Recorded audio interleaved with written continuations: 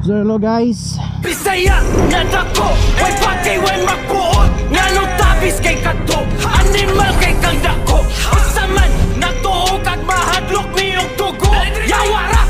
So now we're approaching sa province of Bukidnon. So muna kayang boundary mo guys, no? Ang ganing moong tulay, which is sakop na sa municipality of Talakag. So finally nanagid ta sa Bukidnon.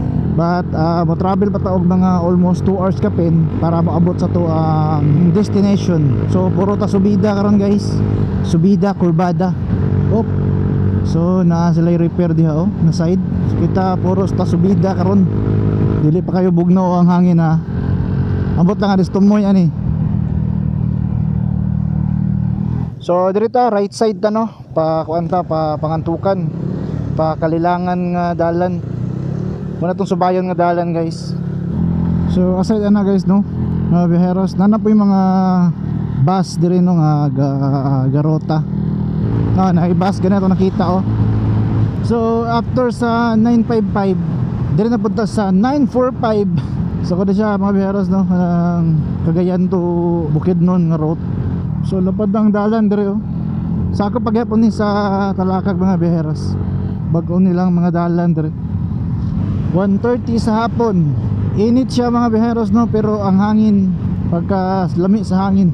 Natas tunga sa bukid ka biyahe mga biheros. Agre po do murag roadway dining sila ba? Oo.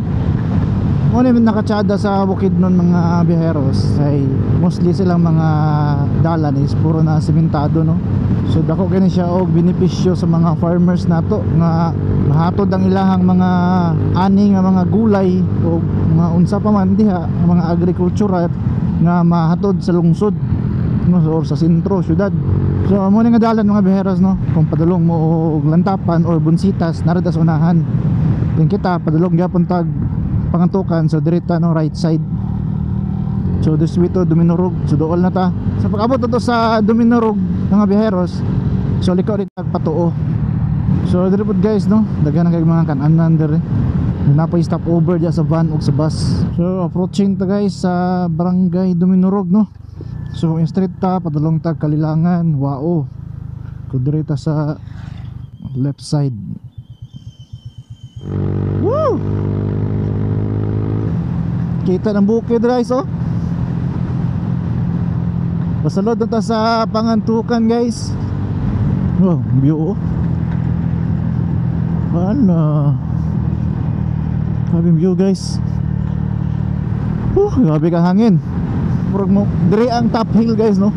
Dire ang yang gapong view no, makita nimo. Ana nga bukid. So babahada ta. Kita sa mga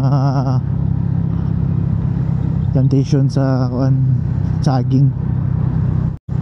Oro bukid ba? Wow,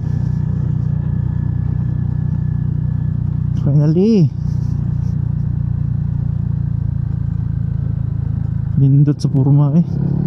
So panaog na ta sa sentro ani nga barangay guys. Dire sa Barangay Bakusanon no.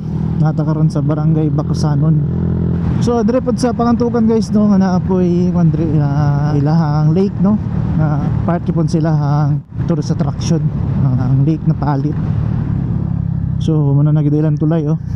So una di aram migaagi sa sa ubos. Nagihimo-himo nila nga tulay ani. Pero karon finally na open ang yun, human na. Downhill na punta guys. Alright guys, so na National Highway guys. So direta sa left side padulong tag Barandias. Kani padulong po ni Kalilangan guys. So kita direta padulong man tag sentro. Ano 4 lanes no, lagpad ng dalan no. So dire mga biheros no, naaagi po yung da. So slip and right kurbada dire. Kato mga tagaw kay kurbada sig banking na. Urot yun yung kuandre ba? Believe wala to ogod no, left and right lagi ayaw do right na po. Ampay gini ba, ampay zigzag lang agi ba. Oo. Iki ni. Ano pod? Wala na pod. Wala to oh. Oh, tuo na sad. Grabe. Dire pod guys. Oh. Nailang big sig dire. Ini, lami nga kurbada dapita dire. So guys, finally abot ra gyud na sa sentro sa Pangantukan. Woo! So thank God sa safety nga biyahe. Finally I'm home. So abot ra gyud na guys. So sa mga biyaheras diha, salamat kayo sa pag-uban no. Sa mga view nga atong nakita karong adlaw.